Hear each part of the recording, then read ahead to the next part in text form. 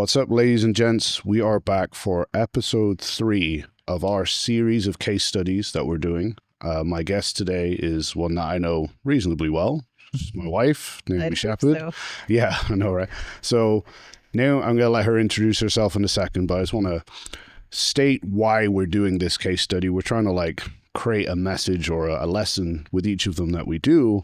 And the idea behind this one is that Naomi has traditionally used quite unconventional methods throughout her powerlifting career. And we have examples here of 2 of her competition preps that we want to show you to just illustrate what that might look like and maybe open your eyes to different methodologies and different ways of maximizing your strength or prepping for a powerlifting competition or perhaps any type of competition or test. So Naomi, if you don't mind, can you just give us a quick little sound bite about who you are, what you've achieved before we delve into the wonders that are your training? Okay, so I've been competing for 11 years. I've been competing since 2019 in pro competitions in powerlifting. In 2022, I broke the squat with wraps all-time world record in the 148 class at 578. That was the competition that I also won the Ghost Clash, which was a big pro competition in Florida. The year prior to that, I became number 1 in the UK raw with the wraps of anyone of all time, based off Dots and Wilks. And that held for several years. I then carried on competing for another year. I took a year out for a major back injury, which I'm not going to go into detailing because we've already done that in a previous podcast. But then in this year, I got back to the kind of level that I'd been at. Even though I was told I would never compete again, so that was really cool. And I broke the squat in sleeves, all-time world record in the 148 class, so I could hold both. And I also put myself at number 1 in the UK for raw, in sleeves or without, of anyone of all time. So, yeah. And what was the world record in sleeves? 500 pounds. Cool. So we've got the all-time world record, wraps and sleeves, and British number 1 wraps and sleeves all time. So what we're going to do, which I think is pretty cool, is we're going to look at the 2 preps that led up to 2 different all-time world records, which I think is an interesting thing, especially because, as Naomi mentioned, she came back from a broken back, which we're not really going to talk about here because we did do an episode on that. Maybe Noah can do some wizardry and put the link here or there or something, right? So you can go and watch that if you want, because that's a cool story about how she came back from that and what that process looked like, which, took several years. So we've got a prep here that led to an all-time world record that was prior to a broken back, but what led to it was kind of creeping in at this point, right? Which is what led to the kind of unconventional peaking strategy, which people will get to see now. And then we've got another prep over here later on, which is post broken back, which I wouldn't say you were back to completely full powers in terms of being able to tolerate spinal loading, but you were pretty much there. Right. Yeah, I mean, I've been pain-free for the last year, so I did an entire prep for that competition. I mean, I think I'm pretty much back to where I was, but yeah, I hadn't gone back into wraps or done any overloading of any sort until this prep. So Right, so what we're going to do, we've got it up on the screen. Now, you guys, Noah, again, is going to work his wizardry and put some screenshots up for you. So what we're going to do with your Ghost Clash prep is we're going to go backwards because your peak is really weird and really different. And a big motivating factor behind this was Naomi's back was in a position where she could load her spine just fine, but it would take a long time to recover. So how do you peak for a meet at the kind of level you're operating at if you can only really load your back every 4, 5, 6 days, whatever, right? So let's have a look at this now. So this is what we were running up till about 1 week out. We took a 1 week deload. We had to travel to Florida from the UK, do a weight cut and all that. So what we've got here is the main session, okay, where we do squat with wraps, bench press, and deadlift all in one day. So the dreaded SBD workout, right? Now, the thing to take note here is there's an AM session where you did squat and bench. Yeah. And a PM session where you did deadlift. And what each of those comprised of was ramping to a 2-rep max on the competition lift, and then dropping to a specific percentage, which in this case was 92%, doing as many sets as you can at that percentage, then you're done. That's literally all you're doing. And then we would do squat and bench in the morning, which took us longer than either of us would probably like to admit. go home. You would probably, I think you can talk about this, but there was a lot of napping and like ice baths and stuff involved. And then we would deadlift in the evening, which took nowhere near as long. Right? No. So that's going to be the bit that people look at and go, oh my God, that's awful. Right. So just talk to me about that. Like, how did you find that as an athlete to do? How did you kind of feel with that session? Well, I think in reality, it was good preparation for competing on a day where you do all 3 lifts. I know a lot of people get scared of doing squat, bench, deadlift on the same day, but the style that we were doing it in meant that we could push them intensely. And all the work, even though I was doing a 2 rep max, all the work really was coming from those as many sets as possible of a 2 at the 92%. And some sessions I would do like 5 or 6 sets, which sounds crazy. And you think you do the first set, you don't think you're going to be able to do any more, but you can just keep pushing. Sure. And then if my recovery hadn't been so good, I could scale that back and do like some weeks I would do, 2 sets. Sure. Instead. So that varied based on how my recovery was going. But I mean, it was intense, especially because it was kind of broken up into 2 sessions. But because my body was like well recovered by the time I came round to do that session again, like I didn't feel like I was destroying myself. And it also gave me really good practice for the actual day of competing. Yeah, sure. So this session is based off what you'd call like the rebound theory. There's probably a much better name for it than that. I don't know. But basically the idea is that a certain performance decrement in terms of percentage takes about 2/3 of that time to recover from. So the idea here is that Naomi goes down to 92% of whatever her 2 rep max is on that day. And then when it gets to the point where she can't do 92%, she has lost 8%. And from memory, you weren't really failing sets, right? You just knew when you were done. It had to be technically solid still. Yeah. So as soon as I started to get a little bit, like even a little bit of technique breakdown, that would be where I'd stop. Sure. And I mean, you can the more advanced you get and the more time you spend in the sport, you can become more aware of how everything feels. So like I could tell when I started to slow down without having like a way of measuring that or having a metric. Sure. Like I knew as soon as they started to become slower, that was my time to back off. So I would never go to actual failure. Yeah, for sure. So the idea then would be Naomi has accumulated an 8% decrement in performance. So in theory, then it would take 2/3 of that time to recover from, which is 5 days, 5.2 or whatever, right? So in reality now, when we look through the rest of this program, the idea is just do what we need to do to get you ready to do it again in 6 days' time. Yeah. Right? So like... And I mean, it was flexible as well because it was like every 4th or 5th day based on how I felt. So like sometimes there'd be 4 days, sometimes there'd be 5. Yeah, for sure. And I think the thing to remember when we're looking at these SBD workouts here is you are handling some pretty huge loads here. Like, what were your best lifts in training prior to the comp? Because I know you actually did better in the gym than you did on the comp because of the weight cut and the travel and all that stuff. So when people are looking at this and going 2 rep max as AMRAP or as many sets, 2 rep max, what were your best lifts on those 2 rep maxes as part of this program? So over the 7-week period, I can convert to pounds if we need to. No, I don't. So I went from doing like 240 kilos to 270 kilos on squat. So in that range of 7 weeks, I increased 30 kilos just by adapting to doing that heavy weight again. Sure. And then bench, I went from doing like 115 kilos to 132.5 kilos. And then on deadlift, I went from 190 kilos up to 220 kilos. So again, that was like a 30. Sure. It was like a 30 kilo, 17.5 kilo, and a 30 kilo increase in that time period. So that's a pretty radical improvement. Now, what we're looking at here is the last 3 weeks. We will go back and show you what the other 4 weeks look like, but it's very similar. But so if we go back on here now, basically we have Naomi is completely destroying herself. We've written Monday here, so let's say this is Monday of a typical week in this session, right? Tuesday is Compex. So for those of you, it's an electrostim unit, for those of you who don't know what it is. Yeah. Here we've got strength program. In reality, it was more about recovery, right? Like we can argue whether it actually does anything for strength, but in reality, what we were doing was just using this on your lower backs, glutes, and hamstrings because they were wrecked from the day before. It would stimulate blood flow, get some stuff moving through there. Yeah. And, I think those units are very good. It was a worthy investment, I think. Oh, yeah. I mean, I utilized that. Yeah. That little machine I've been using it for years. Like it's been great for recovery. Yeah. Do you think, obviously this was the first prep we used a complex, so do you think it's something that's worthwhile for other athletes who are like performing at a high level to invest in?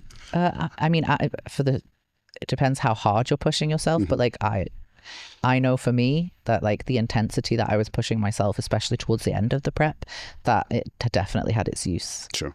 So like as a recovery. Yeah, as a recovery tool. Sure. Yeah. Then on Wednesday here, all we've got is some reverse hyper work, a mix between doing iso holds, because her lower back was still a relative weak point at this position, and supersetting that with lighter ballistic reps. So again, blood flow into her lower back, which at this point, we didn't know she was on her way to a broken back, but we were just dealing with whatever it was that we needed to get there, get some more blood flow and some traction in the area. Then Thursday, again, we have the complex, this time for the upper body pushing muscles that are tired from the benching on the Monday.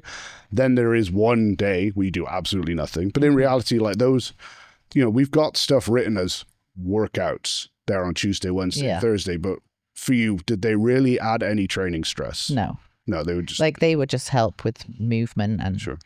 Like I still consider those things a recovery tool. Yeah, so like even though it looks like work, you'd say they're like it's active recovery. Yeah. Okay. And then we have the Sunday. So you've gone, Monday is the session. We've got Tuesday, Wednesday, Thursday, Friday, Saturday. We've got 5 days there. And then without lifting anything of note. And then we go back in for the SBD session, which, like you said, sometimes we might have to push it forward. Sometimes we might bring it back if you're feeling good, but it would literally be the same thing. Yeah. Again. I mean, one thing to note is that every session I did more weight on the 2. Yeah. So I started off from like a tough 2, but like I didn't do any massive jumps. I just aimed to do a little bit more every time. So like every time I did a 2 rep max, it was more than the previous session. Yeah, but that was really interesting to watch, and I think it's a cool look into how well really low frequency training can work if you're willing to make that session really intense, hard, and it reminded me of, we were doing this not too long, I think, after Chris Duffin did his like 1,000 pounds for 3 or whatever insanity he did. And I remember when he said, when he was training for that, he squatted like on a Saturday and then did nothing else. Like the rest of the week was recover from Saturday. And when I first heard that, I was like, that's an interesting idea. That sounds really... And then we ended up basically doing this to work around your back injury. And I mean, cool. It also sounds really time consuming, but considering that you're only doing one tough training session, like every 5th day, it's really, as long as you've got time on that one day. Sure. Like you could just write off a Saturday or a Sunday. I mean, the days that I would train, it was a write-off. Yeah. There was lots of napping, and we filled up our bin with ice so you could do the ice baths and stuff like that. I remember that. Yeah. Good fun.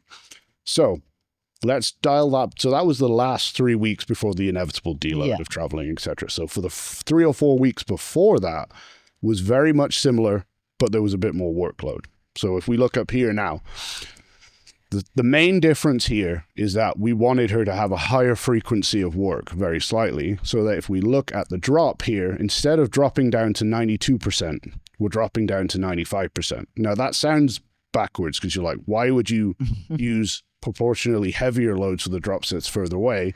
But again, if we're basing it off that rebound theory, if we drop down 5%, that means in theory it only takes you 3.2 days to recover, which means that, you can do that workout again 2 days earlier, which is what we were doing. Yeah. We were doing. Well, also I wasn't lifting as much in my 2 rep max at that point because I wasn't as peaked. Yeah, for sure. Like you said, over those 6 or 7 weeks, you went from 240 to 270 on squat, like things. That changes things. Like you can't do that as regularly. So the frequency of the main SBD workout increases a little bit, but we've also got more workload in here. So if we just scroll down here, obviously the complex is still in there. At this point, we were using on your adductors and your shoulders because those are the parts that were struggling. And then also grip was a concern for your deadlift on the day. So we still have that reverse hyper work in here, but now we've added in farmer's walks. Now, I know most people would look at farmer's walks and think, oh, axially loading, that's going to be really intense and difficult, but these were done for grip. So no straps. Did you even use chalk? I can't remember if you used chalk. So the idea is just to train the grip. Yeah. And we actually trained that in pretty much the same way we did all the other lifts, which was work up to something heavy, drop down to 95% of it, and then just do sets until your hands give out. Yeah. And, you know, that worked very well. It obviously improved your postural strength a little bit, but in reality, the loads weren't heavy enough for that. It was just, let's get your grip better. And again, those were only in there for this block. Like in 3 or 4 weeks, your grip made some reasonable kind of improvements, so we could take them out then. And then we've got complex in there for the lower back and the triceps. And then I'd say the main addition that we had here was some overcoming isometric. So at this point, your squat was kind of just flying as 240 to 270, and so we didn't need any help there. But bench and deadlift had some sticking points still, so we added in some overcoming isometrics in there, which were basically just there to get around your sticking points. So, you know, here I think on deadlift at that point we were doing them like literally just off the floor, because sumo. And bench press, I think we were doing them about a third of the way up, or that kind of transition point before it starts to drift back. We've got 3 sets of 9 seconds on those overcoming isometrics. Now, again, looking at these, like those isometrics for you, how did you feel doing those? As in, seeing them the day before a hard session. Let's scroll down here. Like we can see that's actually done the day before you go back in for your SBD session. So did you feel that there was anything, they drained you in any way, or did you feel the opposite? Oh, no. Like I feel like it prepared me for the following day. Because we would hope there that there's a neural activation, you know, whatever fancy terms you want to throw around it, right? Where basically it's like, hey, this is how you create force at your sticking point. Yeah. In the hope that then when you go in the next day, you know how to create force at your sticking point, and it goes a little bit better, right? So again, that looks like more work on paper, but in reality probably isn't. Definitely not. But it also helped me improve those 2 lifts, so it kind of caught up to the same increase as the squat. Yeah, sure. And I think like the overarching kind of principle that runs throughout these 2 blocks is whether it's the overcoming isometrics, the reverse hyper, the complex, you know, whatever, everything is geared towards your next session's in 5 days. You need to do as well at that session as humanly possible. Yeah. I think that was an interesting experiment because, you know, normally you would have like a squat session, a bench session, a deadlift. You have like almost divided attention. Yeah. And I think it also puts a lot more pressure if you're only really training like every have a good session 5th day, like it's going to have to go well. But you're ready for it because you've done that recovery in between and you've done all the work in between. So yeah, like it's definitely more pressure mentally, not physically. Would you say that was possibly the hardest adaptation to this style of training? That you had to just, you knew going in, it's like, I have one chance this week to get better.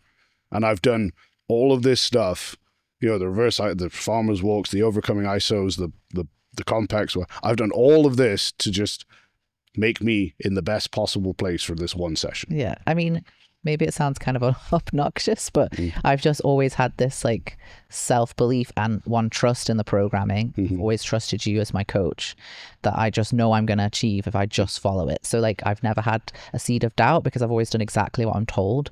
Like there's no sessions where I've gone in and just been like, oh, I'm just going to half ass it today. So like I've always given it like 100%. I mean, you do have sessions where you don't feel as good, but my goal has always just been to go in and do the best I can that day. And so I think if you just have that mindset, regardless of what program you're doing, it's going to be successful. Yeah, for sure. And I think that really gets understated, right? Yeah. Training in general, like conjugate training or whatever it is, right? Like they all work, and the biggest determining factor in whether they work for you is whether you believe they're going to work for you. Yeah. You know? And I think that's not a bad thing. I think people should play into that more, you know, rather than being like, I should train it a certain way. But yeah, mentally, I think in terms of you're preparing for a competition where you lift all 3 in one day. So like for me, it felt good because I was preparing. Like by the time I got to competition, it doesn't feel in any way alien whatsoever. And I know what to expect on each lift on that day. True.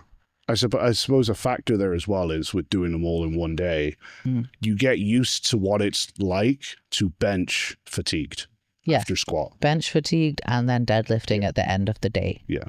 So you get used to being like, oh, this is typically what tightens up screen bottom bench, or these are the things that help me, you know, like deadlift warm-ups always feel like trash. You know what I mean? Like you get used to trash for a start and it doesn't bother you, but like you get used to like, well, these are the things I can do in the warm-up that make those things go better. And I think that maybe gives you a better strategy on the day. Would you say? Absolutely. And I also my body's just kind of used to it, so I know what to expect. Sure.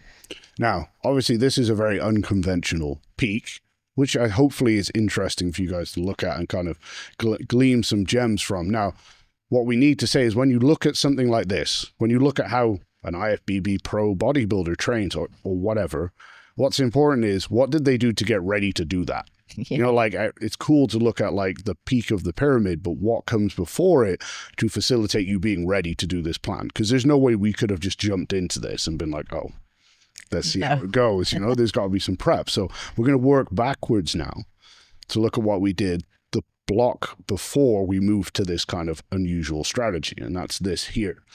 So we basically did a Pseudo-Bulgarian trainer program. So we had to get you ready and prepared and normalized to lifting all 3 lifts in a day, which, you know, kind of Bulgarian type training is the best way to do that, right? But we don't want to start pushing you super hard, super heavy too early. No. So this is what we did. We have 3 days a week that are SBD. So we have a 2-rep max, but bear in mind, this is being done in sleeves. So wraps only went on 7 weeks out or whatever it was. How much were you getting out of wraps at that point? Roughly, do you remember? I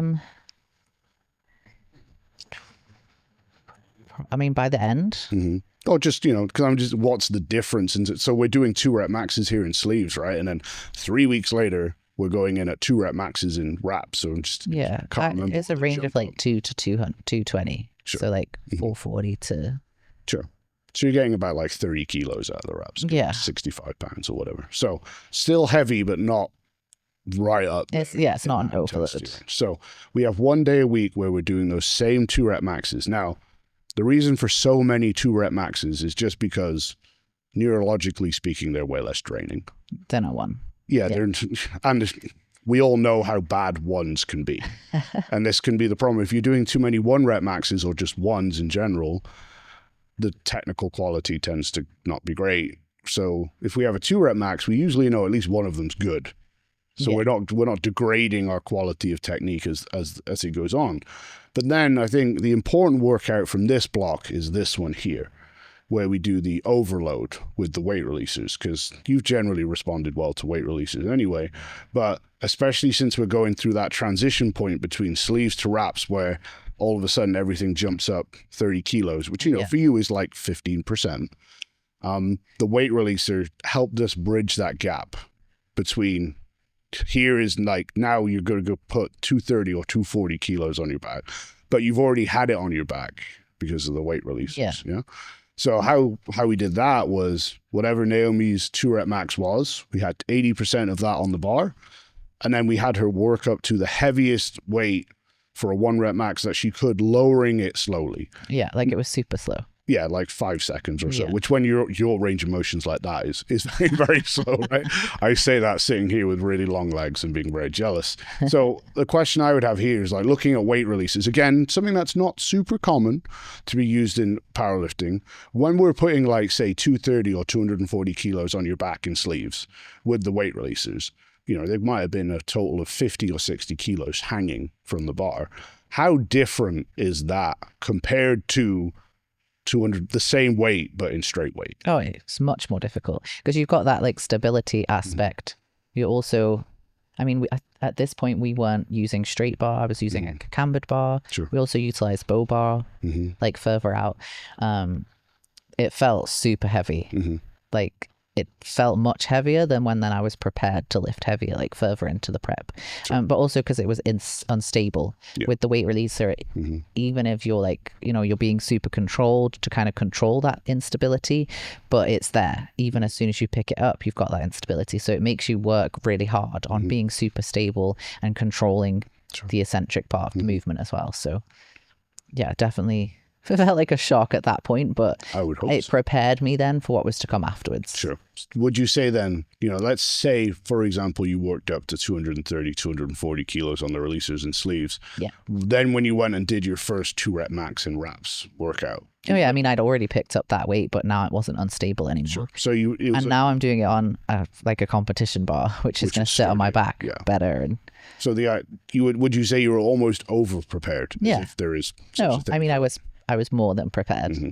Now in here, I think we only did this for 3 weeks. I've got written up there 3 to 4. Yeah, it was just 3. I think it was only 3. Like, how did you find the weight releasers felt across 3 weeks there? It increased pretty quickly. Yeah, it was like a fast adaptation. Yeah, fast adaptation. Mm-hmm. And I don't think you could really use them for much longer than 3 to 4 weeks. But I got everything out of them in 3. Okay, perfect. Okay, and then as we can see, we go down. So we'd had a ramp workout, which would literally just be a 2-rep max, like nothing else, pseudo competition. That eccentric overload workout, which was only done for squat and bench. We didn't want to do it for deadlift at that point because it would just be too taxing.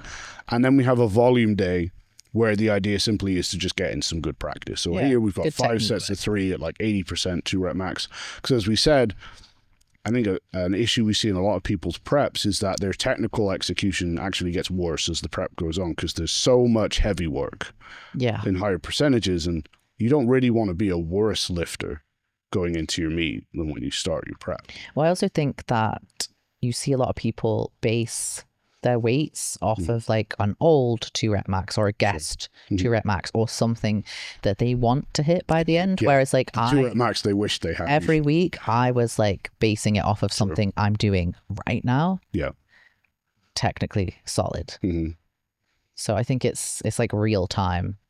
Because that will change as you start to adapt and show the strength that you've been building and peak, Yeah. So now since you mentioned that, then I think this is interesting in a place where, again, there's not right or wrong. There's always context, right? But something that some people maybe forget about is like when we're seeing 2-rep maxes and stuff like that here, you're not sniffing ammonia, like smashing your head on the wall and stuff like that. Like what did, for you, when you're doing these type of, let's call them training maxes. Yeah.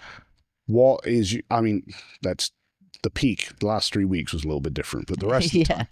What is your mental state? Like, what are you doing to get ready for those 2-rep maxes? How, like, aroused or stimulated or whatever are you in comparison to what you'd be doing, like, a week out or on the platform? I guess the biggest difference, like, I use music when I want to kind of rev myself up, and I generally use, like, something with quite a high beat. The song you used for this prep still haunts my dreams. Because I played it so much. Yes. But that helps me focus. I'm not someone that will scream and shout before a 1-rep max anyway, but I kind of know how to like rev myself up internally. But I only do that for like the last 3-4 weeks at most. At this stage that we're at right now, like we'll have music on in the background, but I'm generally not really listening to it anyway. And like I'm just like I'm chatting to people. Like I will focus for the set, but like I'm not chatting mid-set. Like I'm focused on how I'm doing it and it's technically solid, but I'm not revving myself up in any way whatsoever. Do you think people underestimate the difference between those two states? As in like how much it can change your performance?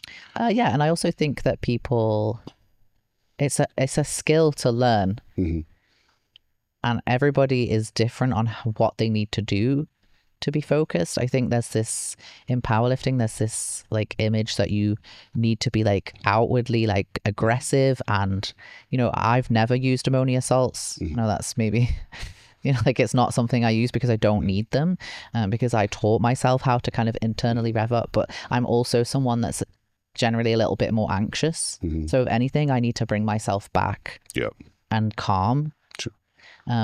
But yeah, it's like another skill that you learn. So it's something that you kind of need to practice, but you get better at it with each competition. But it's definitely something that's overdone in off-season workouts and too far out because it's very draining. Like I notice the difference in how I feel just even physically, not just mentally, from the sessions that I really rev up versus the ones that I don't.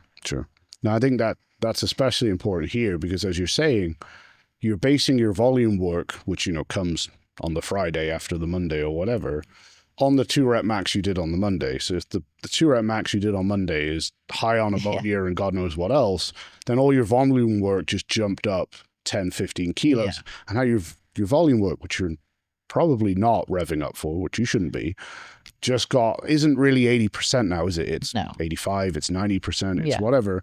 And all of a sudden you're drained and you're not recovering, and you wonder why. It's because you're basing percentages off work done in a different state. Yeah.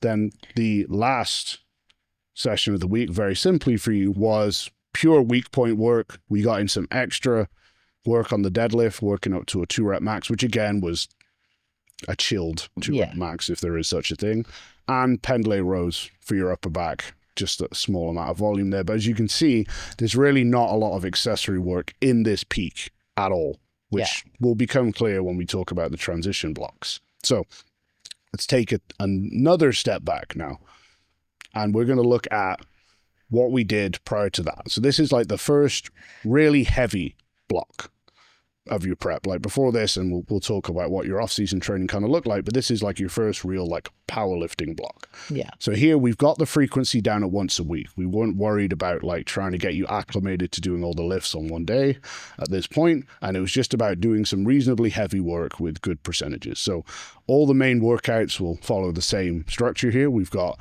a ramp to a 3-rep max. People probably seeing a trend by now. In reality, the ramp in these workouts are not making you stronger. And again, I think this is another mistake people make. For you, that's, I need to see where I'm at today. Yeah. Yeah. I think that probably kind of is true the whole way through. Yeah, that's fair. Like the work comes from the drop sets. Yeah, sure. Do you think that doesn't get noticed enough? Especially with, God forbid, like you say, that max effort method. People just think one top set, which for some people absolutely is enough to get them stronger. But for most, it's like, what are I think that also only lasts so long. Yeah, fair point. That would be a very strategy. Yeah. Okay. So we've got that 3-rep max here, which bear in mind, we're only showing you 1 week from each block. It wasn't always exactly this. The volume changed and the reps changed, but you get to see the basic structure, because otherwise we'd be here all day.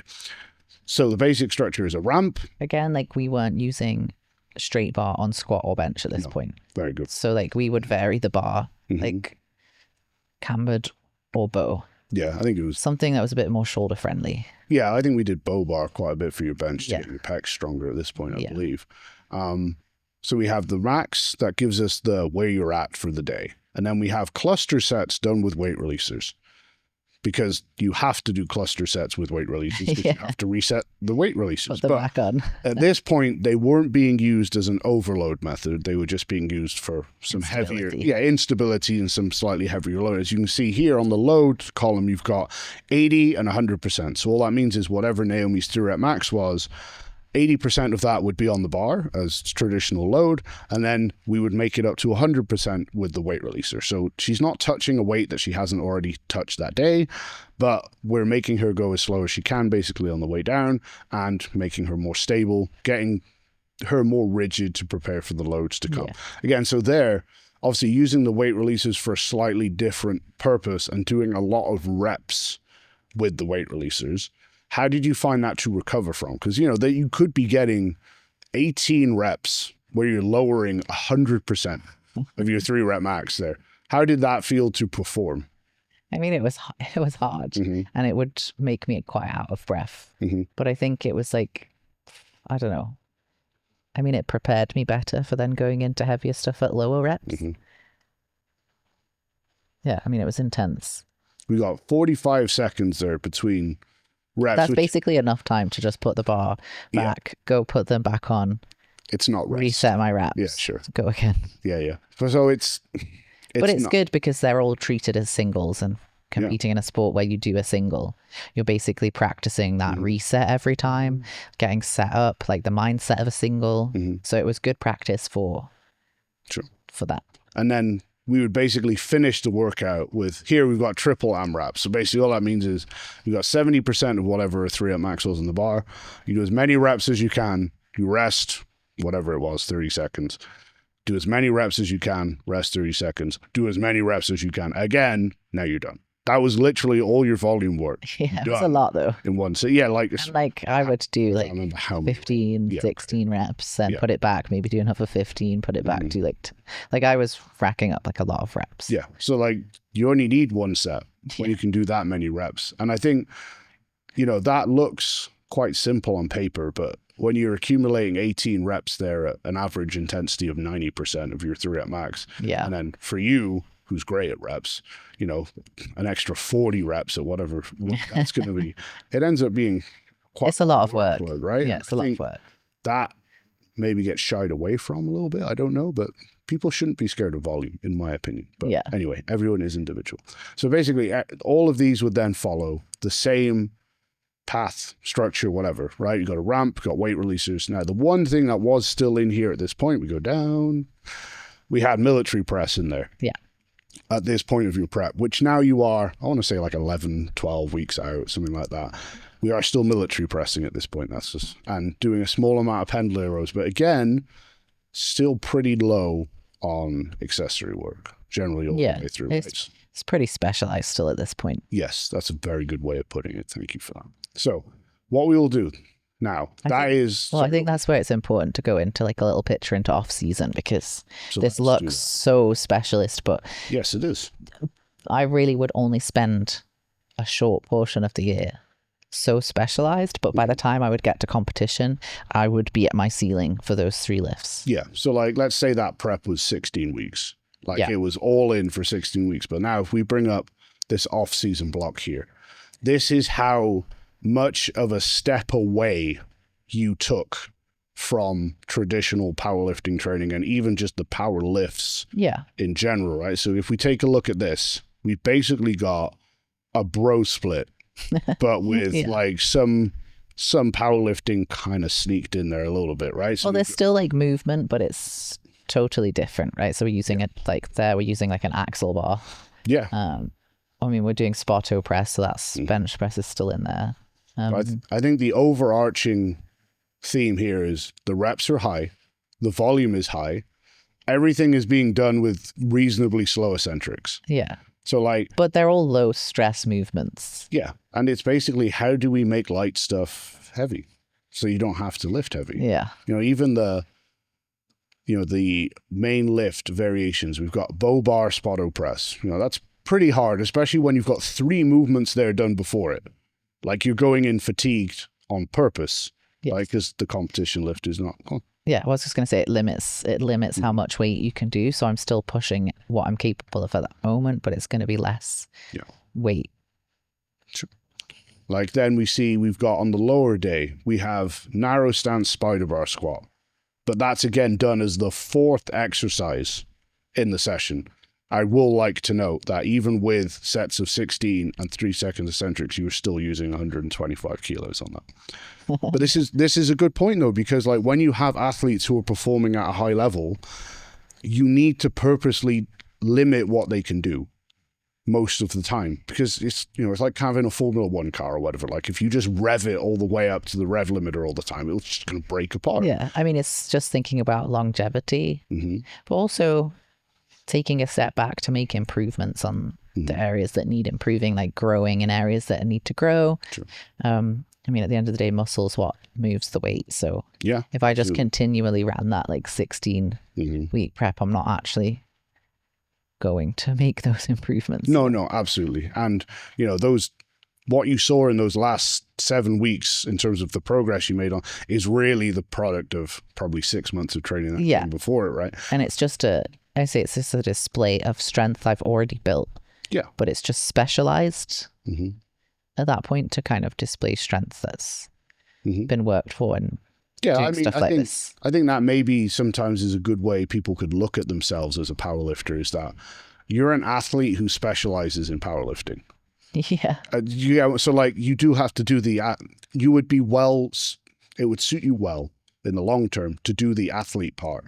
So like an NFL player doesn't train the same way in off season and in season and so on and so forth. And I think, this is a great example of like, if you're past the beginner stage and you have reasonably good technique, you probably don't have to do those lifts every week. Now, I know this sounds counterintuitive because we just went through your whole prep and you did them every single week or more than once per week, but you don't have to do that all the time. No, and I actually think your body can't handle doing that all the time. Like it's so stressful. If you're doing it well, you shouldn't be able to do it all the time. I mean, A, we want to grow some muscle, and B, we want to start your prep feeling good. Yeah. We don't want to start your prep feeling awful. Well, I think actually that's the other part of it, right? Is the cardiovascular side. Like you're not really getting that for the last 7 weeks where I'm only doing sets of 2 and the rest is much longer because the load is so heavy.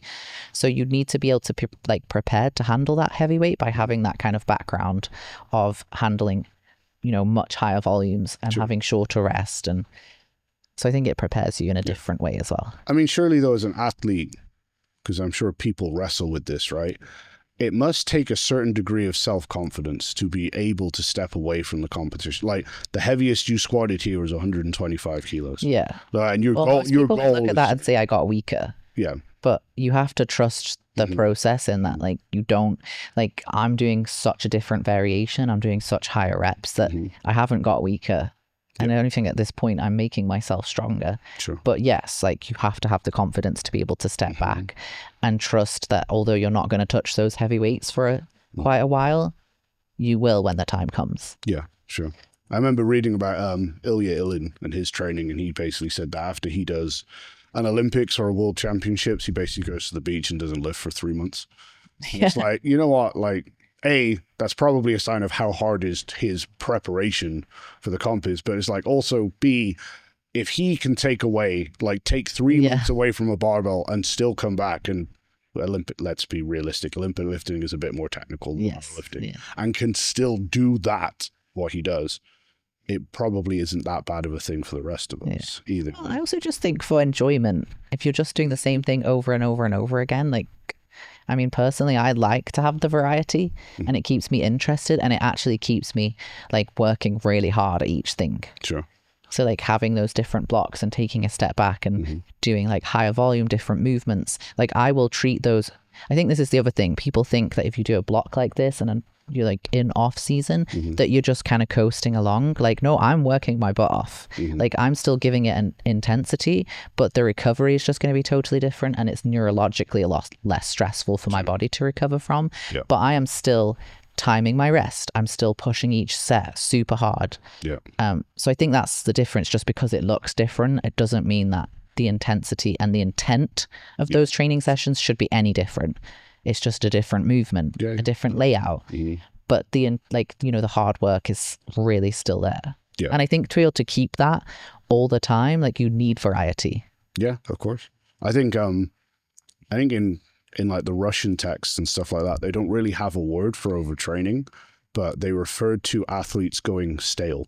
Yeah, well, it's a mental thing. Which is, I think, is a cool way of looking at it. Like, they would become unmotivated. They would just not love the sport anymore. Yeah. Things like that. And I was like, that's an interesting way of looking at it. I mean, it's definitely a personality thing as well. But I'd like to have that variety because when I come back round to doing the big 3 again, it's like really exciting. And now I get to see everything I've done, like what that's done for my movements, how different they're going to feel, So, yeah, like it's definitely like mental intention. Yeah. For sure. And I think, if we just highlight what this is on the second half of the program here, having more variety in a program like this gives you the option to work on the stuff that you don't work on directly the rest of the time. Like we've got some direct ab work in, we've got Zercher marches, we've got pinch grip deadlifts, for your grip.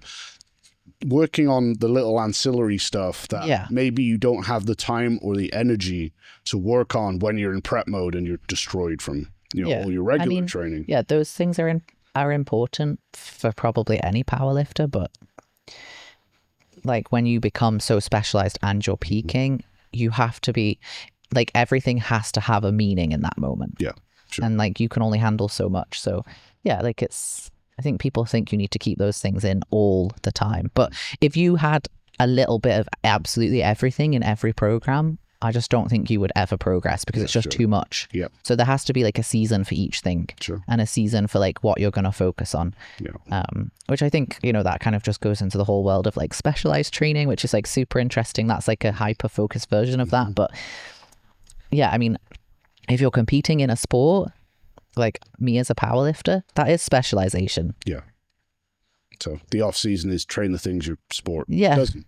Yeah. I guess would be the way of looking at it. So to give you guys, so obviously this here is quite radically different from a competition prep. So as we kind of alluded to already, I think one of our assistant coaches has something to say. We can't just jump straight from that into a powerlifting prep because you're just not neurologically ready for it. So what we have here is just an example of something we would use to transition Naomi between like her off-season training, which, you know, for all intents and purposes is primarily bodybuilding based, really, to more towards a powerlifting prep. So as we can see here, we ramp up the frequency on not necessarily the competition lifts, but the competition movement patterns. We've got an eccentric, an isometric, and concentric day where squat and bench are performed on all of them, and some form of hip hinge or deadlift is performed on 2 of them. So straight away, specificity is higher. But they're all using variations which are meant to ease you in to heavier loads. So here we have sumo deadlift, but done max tension style. So slow, eccentric, and concentric. We have T-spine bench press, which is basically where you only have the bench under your upper back. It's really interesting seeing the weights on those because they look so low. I know. Well, this is what I was going to talk about. It was difficult. Yeah. Like that, you know, I was saying about intention, like I would push myself super hard, but relative to like what I end up lifting in competition, it's like wildly different. Yeah. So like we've got a T-spine bench press here for sets of 3 done with 10-second eccentrics, 50 kilos. Front squat, beltless with 10-second eccentrics, 80 kilos on one of the sets. We go down here. Now, this is the cool one. On the concentric workout where we don't have any pauses or tempos, bench press ramped to a 4-rep max, 90 kilograms, which for you is abysmal, right? Back squat ramped to a 4-rep max, 150 kilos, again, by your standards, because you're good at reps. Like, your best rep at 90% was like 11 or 13, whatever it was. It was something stupid that I couldn't count high enough for. So for you to be only lifting those for 4 reps, you know, your 1-rep max would not actually be much higher than that at that point in time. You know, maybe you can bench 100, maybe you can squat 170, for example. But that's I feel like most people would look at that and be like, what? Yeah. Like, you've took a big step back. And it's like, well, no, it's just I'm not used to doing those movements right now. Yeah, sure. So like that comes. Yeah, it does. And I just think that is a sign of something that you need to do as you become more advanced. Like, you cannot be at the peak of your power all year round. No. It will just tear you apart. Like, you getting that weak, inverted commas, in relative sense, is actually a good thing in a way, because it showed that we stepped away properly. Yes. If you could step back in and you're already at 90%, where's your runway? You know, Dave always talks about having like a runway progression, right? Like, I'm already at 90% and I'm 16 weeks out.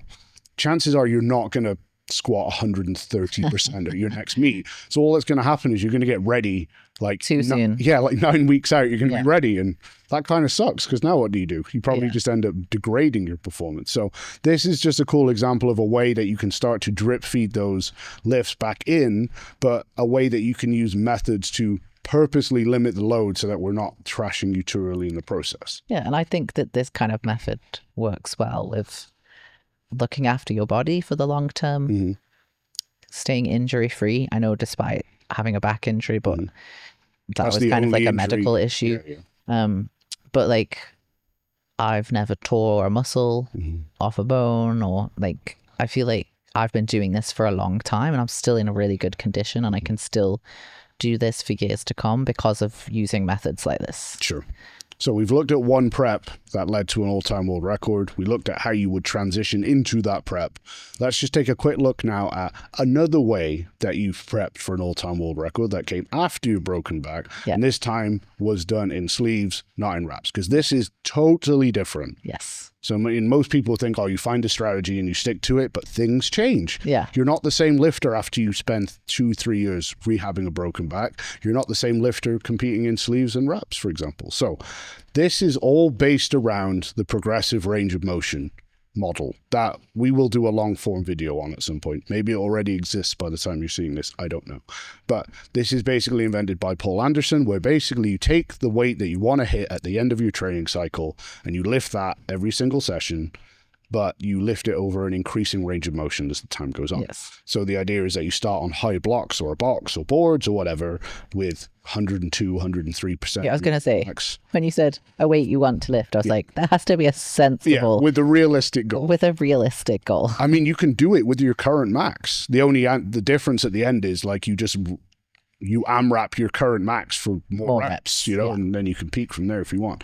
So the thing that will jump into people's heads when I say that method with the progressive range of motion is, damn, that sounds really hard to recover from. And that's because it is. Yes. You're doing 3 sets. So here, let's look at the squat workouts. You got a loaded stretch in there. Do them. They're important. That's all I'm going to say on those.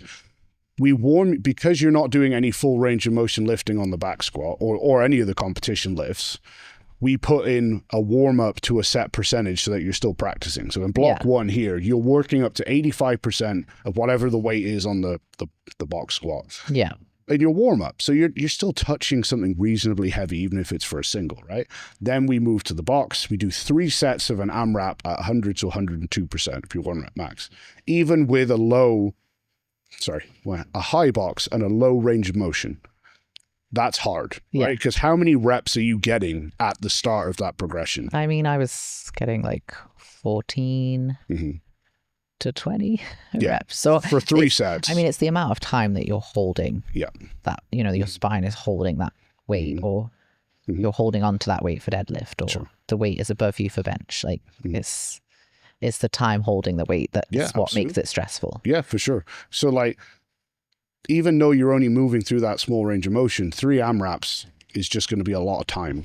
So, but for those of you that are struggling with like postural strength, which, you know, for you that was a weak point at this, because for 2 years it was like, okay, we can't load your back at all. Yeah. And then for like a year, it was kind of like, we can sprinkle it in. I think it also just, like for me at that point, I had pretty low confidence with heavier weights because it had been so long, and obviously coming back from an injury, your mindset is something you have to like bring back up. Sure. So from a confidence point of view, with heavier weight, this was also really helpful. Yeah. And I think, that's possibly an understated benefit of it. Yeah. I appreciate that. So you would, you had the goal of hitting this world record in sleeves. Yes. And you'd put it on your back every other week of your whole prep. So by the time you got to actually lift it, it's like, I know what this is like. I've been here. But that's the thing that I want to bring up here is that progressive range of motion can be done on all of your main lifts through the week if you want, but not everyone can recover from that. So what we can see here is Naomi's squat and her bench workout are done using that progressive range of motion approach, each for 3 sets of an AMRAP, whatever height is appropriate for that week. Yeah. But then the week after that, she would not. She would do like a traditional strength method. So if we go down to the deadlift here, what we can see is at this point in time, the deadlift for its full range of motion is being done for 5 sets of 2 at 80%. It's basically strength, skill work. Still, I would say that's like technique skill work, but it's heavy enough that... Yeah, sure. So the idea is that Naomi wouldn't have to do all 3 lifts maximally within 1 week. Well, because I just don't think you would recover from that. No, and not everyone would. Some people can. People who are squatting 3 times body weight, benching double body weight, probably won't, right? So the idea is that we have this alternating fashion. And again, I guess this is pertinent. Not all of your lifts have to do the same progression model at the same time all the time. No. Like it's okay to be like, I know my bench responds well to this, but my squat responds better to this or whatever. And then we have a 4th workout in there. So basically we have a squat, bench, deadlift workout, very simple. Then we have one for accessories where there's some more loaded stretching. Pendlay rows, because upper back is a permanent weakness, almost relatively. Some glute bridges, and then some blood flow restriction work, which I think is something that gets underutilized, because it's very effective in a very short period. Yeah, it's very efficient. Yeah, like you can do 1 set of blood flow restriction work and get the same stimulus as like 2, maybe 3 sets on, traditional lifting. But I mean, your loads on that would have been minuscule. Yeah, that was another point, like doing it that way lowers the load, so slightly less stressful. Yeah, because we got doing all that other work, squat, bench, deadlift. We got like 25 to 30 rep max. I mean, that's pretty low. But you can get a good stimulus from that. So again, those of you that are prepping, especially for like equipped lifters and stuff like that, blood flow restriction work can work really well. And that's, we've got a similar method here. We look at these progressive range of motion workouts. You've got 1 assistance exercise after the heavy stuff, and then your other stuff is basically fluff and buff work. 2 sets of 20 to 30. You know, it's nothing neurologically taxing, particularly difficult. So let's look at block 2. So in block 2, we've got a similar structure, but the thing to note would be you were struggling to recover from doing the squat and the bench in the same week with that overload style. So we swapped it over. So now we're doing bench and deadlift progressive range of motion together in one week. The squat progressive range of motion would be done in the other week. Now, because the PRM is progressing, obviously the range of motion that she's using on those lifts is now increasing. What did you find happened? There would have been a point, right, in this progressive range of motion journey where the reps probably nosedived. Yeah, so I started on pretty high reps, but as I got used to the heavier weight, I actually managed to increase my reps as the... Of course you did. Like the heights decreased. Yep. This is on all 3 movements. So I started off with pretty high reps. They got higher, even though it got more difficult. And then it started to kind of slowly decrease down. Sure. And then it was the last 1 or 2, like parts of it where then it kind of dropped and I was doing like 2 or 3 reps. Okay. So do you think some of that was an adaptation then? Like you were getting, when you're doing those high box squats in week 1 with 500 pounds or 510? Well, I think the closer you get to the bottom, the more disadvantaged position you're in. Sure. And it is the hardest part of the movement, being closer to the bottom. So I think it was just like dependent on the movement. Yeah. But I mean, that initial increase in reps. Oh, it was an adaptation to like the heavier weight. Yeah, you were just getting used to holding 300 pounds in your hands. Like the first time I put like 500 pounds on my back, I was like, what? Yeah, but get this off me. I'm supposed to squat this in 12 weeks. Like it felt awful, but I mean, I ended the... Do you want to touch on the reps? I basically, like it dropped down for the last couple of like the progressive range of motion sessions, and the very last session I did was without the box, so without a board, so it's full range, and I managed to maintain that like 2 reps. Sure. So it dropped, but then I managed to maintain the low reps, so I basically did all 3 of them for 2 rather than 1. So you did like 102 103% of your 1 rep max for a double. Yes. That's success, I would say, right? Yeah. Now that's being done over, I think we did this over 15, maybe 16 weeks. Yeah, it was over a long period, just because of the alternating weeks. So in reality, like that was like a 7 or 8 week, but it was like divided up. Yeah. So it was longer prep, but especially because of where I'd been and like the low amount of training I'd done and the low practice I'd had with heavier weight, it was, for me, it was good to do like a longer lean into competition. Now, I think an important part of the PRM working is like, if we look here on the bench press day, you've got that isometronic being done in the bottom position. Yeah. Isometronic is just a cool way of doing functional isometrics, okay? But the idea here is that, as you can imagine, as we're training that progressive range of motion approach, for most of the training cycle, you're not going anywhere near the bottom. So you need to do something that helps you strengthen the bottom position. So like on your regular strength day up here, you've got a full range of motion pause squat. Yeah.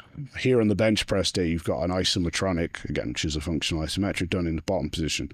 Don't neglect the bottom position just because you're not doing it in the PRM, you know? And then as we go then to block 3, then we can see that the regular strength work gets pretty heavy. Like here, we're squatting 2 sets of 2, 87 to 92.5%. Yeah. That's full range. And obviously on the PRM days, your bench and your deadlift in this scenario, you're down to a 1 board.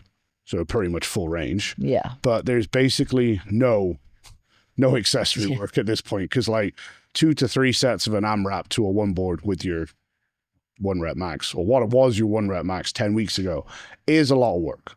Yeah. So everything kind of dies down. And then I think a week or 2 after this was when we did your test. Yeah. And I think we removed all accessory. Yeah, it was literally just... So like 1 week you tested squat and bench and did some regular deadlift work. The week after that you tested your deadlift and did some like lighter work on squat and bench, and then it was deload. Yeah. Meat. So... And my deload was like really minimalistic.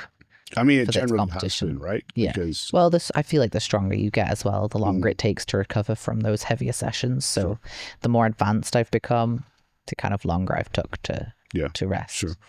I feel like it's a bit arbitrary to just say like, oh, do your last session 2 weeks out. Like if you're really advanced and your squat is really heavy, then maybe. But I mean, I've never done them that far out anyway. Even when I broke the all-time world record in reps, that's an overload movement. I did my last heavy squat session like a week before. Sure. So for me, like a week, like not really doing very much. But I think the context is important there, right? Because like at that point, you were squatting in reps and every other lift, every 6 days, 7 days. So So that was actually what you were adapted to. It's like every 7 days you get under the bar and you do your thing. Yeah. And you get better.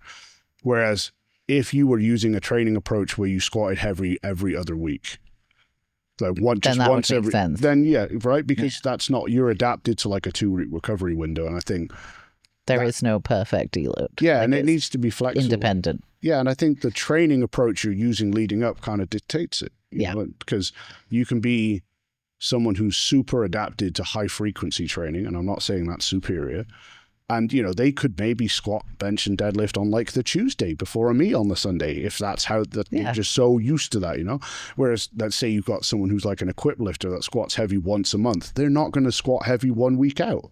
It's a different ball game, different adaptations, and so on. Yeah. So I think the cool thing here that we can kind of glean from this is that we've got two extremely different approaches here for you. Like, so we've got the same lifter, admittedly a couple of years apart, but on that first end, we've got a pure SBD, low frequency, but pure SBD, super heavy all the time approach, which you then took a whole week to recover from, basically. Yeah. And then here we've got a more traditional approach with squat, bench, and deadlift once per week, but using an unconventional loading method, should we say, with like the PRM, with the strength work mixed in there.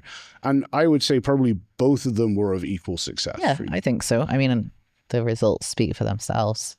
Yeah, sure. And like you said, you hit a double on your desired 1 rep maxes at the end of this training block, which again, where better could you be going into your meet? So I think the thing that I would hope people take away from this, and I want your viewpoint on this, is that everyone is kind of obsessed with optimal training right now. Yeah. But in reality, optimal is dependent on context, as in what's the time frame we're looking at and where are you at? So like, what was optimal for you for the Ghost Clash in reps, dealing with the onset of a back injury, was totally different to what was optimal for you 3 or 4 years later, doing even as the same lifter. Even as the same lifter, because you're different. Do you get what I'm saying? Yeah. No, I guess my advice to people would be just like keep an open mind and find what works for you rather than just doing what you think you should do. Because I haven't ever done what people think you should do, and I've been very successful. So it's just... Yeah, I think, and like as I've changed as a lifter, like I had a big setback. So even though I was still an advanced lifter, like having to do something a bit different was almost necessary. Sure. But I also think at different phases of life, like, work changes, like location changes, support that you've got changes. So that can also change what kind of prep you should do. Sure. I think as long as you can push yourself really hard and then recover from it, it's just, finding what's going to work. That's cool. And I think, as an athlete, the only thing you should be loyal to really is results. Yeah. Like the training program is irrelevant, right? Really, like I get that you'll have a preference, but I think people maybe get too boxed in. And they're like, but this used to work really well, but it doesn't work now. Yeah. I mean, if you're doing that, you're like looking out of what you're doing right now. So you're not committed. Sure. So I think if you're doing something, like you have to commit to it to know whether it's going to work. So you have to give it that trust. Yeah. Good advice. And if you're not going to do that, then it's not going to work. Yeah. And that's why you've been an easy client for... Yeah, like I know... 15 years? Well, I don't know. No, I don't really know how. I mean, you've like basically trained me for as long as I've known you, so it's not inaccurate. But like I've just always trusted and I've always worked 100%. Like I've always given every session the best I can that day. Sure. So like the training's been great, but if I just think as soon as you let that seed of doubt, like, oh, will this work before, if you start thinking that way, you're not focused. Yeah, for sure. So I think that's really important. Like it is very important. It's not really like saying this, it's not really about the programming, even though it is. Yeah. It's the commitment. Yeah. And the trust. That's a good takeaway from it, is that these may look unconventional, but like there's 1,000 other programs out there that are unconventional too, and they probably do all work. Yeah. If the right effort with the right effort applied in the right context and stuff like that. So I hope this has been useful to you guys, just to kind of get a peek behind the curtain of what an all-time world record competition prep kind of looks like. Not just once, but twice, and also how different they can look depending on where the athlete is at that moment in time, what they're dealing with, so on and so forth. So as and always, also just about longevity. Yeah, for like, sure. I'm in really good condition. I've been doing this for a long time. All my joints are good. Like, I'm still training like an athlete now. Like, I'm sprinting, I'm running. Like, I think if I'd really destroyed my body and trained squat, bench, deadlift constantly, my knees and hips wouldn't be able to handle that. So like, I think about the future when I'm not professional powerlifting anymore, that I still want to train and I still want to be able to push my body. So I feel like that's always been like a number one priority for me. So I feel like that kind of makes sense to a lot of the programming styles that Well, I just feel like that. I just wanted to really highlight that. No, of course. And, well, from a longevity aspect, it's not just when you're done with powerlifting, because if you want to be, you get to the level that you're at. Yeah.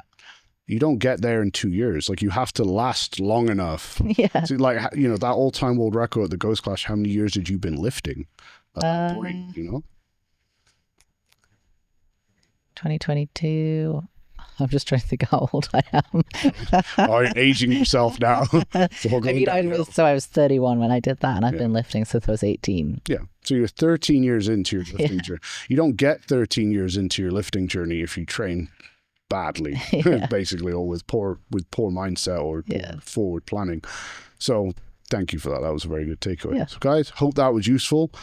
Keep an eye out for the next one. I think the next one is going to be with Brad, the mustachioed wonder, on fireman training and staying strong, dealing with the demands of being a firefighter and the night shifts and all that kind of cool stuff. So hopefully that's going to be useful to you too. Until next time. Thanks for having me.